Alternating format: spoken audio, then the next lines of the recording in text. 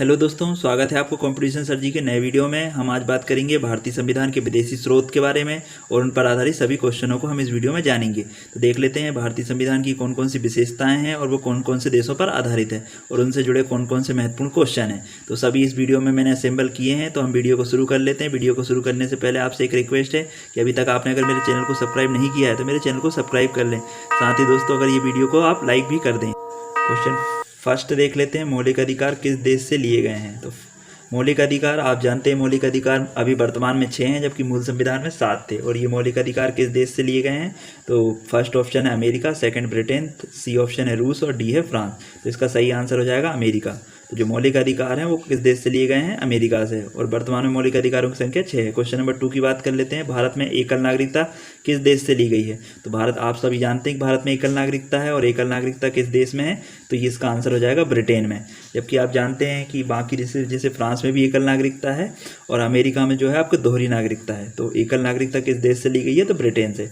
बात कर लेते हैं क्वेश्चन नंबर 3 की, भारतीय संघात्मक व्यवस्था। संघात्मक व्यवस्था क्या होती है और किस देश से ली गई है। तो संघात्मक व्यवस्था देखिए, जिसमें शासन के 2 स्तर होते हैं, एक केंद्र होता है और एक राज्य होता है। तो आप जानते हैं कि भारत में केंद्र सरकार होती है और राज्यों में राज्य सरकार होती है। ऐसी व्यवस्थाएं अमेरिका और कनाडा जैसे देशों में प्रचलित हैं, परंतु भारतीय संघात्मक व्यवस्था अमेरिका से प्रभावित न होकर कनाडा से प्रभावित है। चलिए बात कर लेते हैं क्वेश्चन नंबर 4 की, मौलिक कर्तव्य किस देश से लिए गए हैं। तो मौलिक कर्तव्य की बात आप जान लेते हैं। मौलिक कर्तव्य कितने हैं वर्तमान में, मौलिक कर्तव्य हैं 11 और ये रूस से लिए गए हैं। इन्हें 42वें संविधान संशोधन के पश्चात 1976 में जोड़ा गया था। अब देख लेते हैं भारत में संसदीय प्रणाली कहाँ से ली गई। संसदीय प्रणाली आप जानते हैं क्या होती है। यहाँ पर 2 प्रकार की सरकार होती है, एक वैधानिक रूप से प्रमुख होती है और दूसरी जो है वास्तविक या व्यवहारिक रूप से प्रमुख होती है। हमारे यहाँ पे जो है राष्ट्रपति वैधानिक रूप से प्रमुख है, पर वास्तविक में या व्यवहारिक में प्रधानमंत्री होता है। ऐसी प्रणाली जो है कहाँ पे प्रचलित है, तो ऐसी प्रणाली ब्रिटेन में प्रचलित है, क्योंकि वहाँ पे भी रानी होती है और प्रधानमंत्री होता है। तो सेम भारत में भी वही सेम प्रणाली स्थित है। तो इसलिए भारत में संसदीय प्रणाली ब्रिटेन से ली गई है। बात कर लेते हैं क्वेश्चन नंबर 6 की, भारत में संविधान की सर्वोच्चता किस देश से ली गई। देखिए, भारत में संसद सर्वोच्च नहीं है, ये ब्रिटेन में संसद सर्वोच्च होती है, पर भारत में जो है संविधान सर्वोच्च है। और किस देश में संविधान सर्वोच्च पहले से था, तो वो था अमेरिका। हमने भी अमेरिका के ही समान भारत में संविधान को ही सर्वोच्च बनाया हुआ है। तो हमारे यहाँ पर राजनीतिक रूप से वास्तव में देखा जाए तो संविधान ही सर्वोच्च है।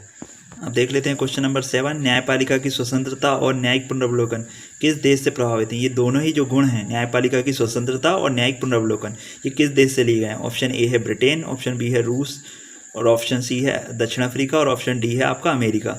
तो देख लेते हैं, ये दोनों ही जो विशेषताएं हैं ये अमेरिकन संविधान से प्रभावित हैं, क्योंकि न्यायपालिका की स्वतंत्रता ये अमेरिका में पहले से प्रचलित थी और भारत ने भी वहीं से ग्रहण की है। आपको पता है कि भारत में न्यायपालिका और कार्यपालिका एक दूसरे से अलग अलग हैं।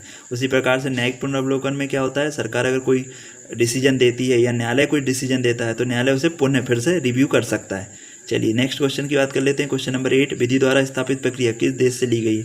तो विधि द्वारा स्थापित प्रक्रिया जो है आपको किस देश से ली गई है, तो इसका सही आंसर है जापान से। नेक्स्ट क्वेश्चन देख लेते हैं, राष्ट्रपति पर महाभियोग की प्रक्रिया किस देश से ली गई है। तो आपको पता है कि आर्टिकल 56 और 61, मेनली 61 में जो है राष्ट्रपति महाभियोग की प्रक्रिया का जो है वर्णन है। और भारत में राष्ट्रपति पर महाभियोग केवल एक आधार पर चलाया जा सकता है, वो है संविधान का उल्लंघन या अतिक्रमण करने पर।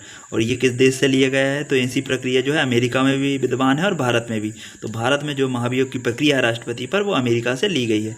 नेक्स्ट क्वेश्चन की बात कर लेते हैं। क्वेश्चन नंबर 10, संविधान संशोधन की प्रक्रिया किस देश से ली गई। देखिए, संविधान संशोधन की प्रक्रिया भारत में जो है दक्षिण अफ्रीका से ली गई है, क्योंकि भारत में जिस तरीके से संविधान संशोधन किया जाता है उसी प्रकार से दक्षिण अफ्रीका में भी किया जाता है। चलिए क्वेश्चन नंबर 11 की बात कर लेते हैं, केंद्र और राज्य के बीच शक्तियों का विभाजन और समवर्ती सूची किस देश से प्रभावित है। तो हम जानते हैं कि 7वीं अनुसूची में जो है केंद्र और राज्य के बीच शक्तियों का विभाजन किया गया है और साथ ही समवर्ती सूची का भी वर्णन है। तो ये जो है आपको किस देश से लिया गया है, तो ये ऑस्ट्रेलिया से लिया गया है। तो इसका आंसर हो जाएगा आपका ऑस्ट्रेलिया। नेक्स्ट क्वेश्चन नंबर 12 की बात कर लेते हैं। तो क्वेश्चन नंबर 12 है, राज्य के नीति निर्देशक तत्व किस देश से लिए गए हैं। तो राज्य के नीति निर्देशक तत्व जो है आपके भाग 4 में शामिल किए गए हैं और ये कहाँ से लिए गए हैं, तो इसका सही आंसर हो जाएगा आयरलैंड से। तो आज की वीडियो दोस्तों बस इतना ही, मिलते हैं हमारे नेक्स्ट वीडियो में। अगर ये वीडियो आपको पसंद आया दोस्तों तो इसे लाइक करना ना भूलें और अगर आप मेरे चैनल पर पहली बार आए हैं तो चैनल को भी सब्सक्राइब कर लें।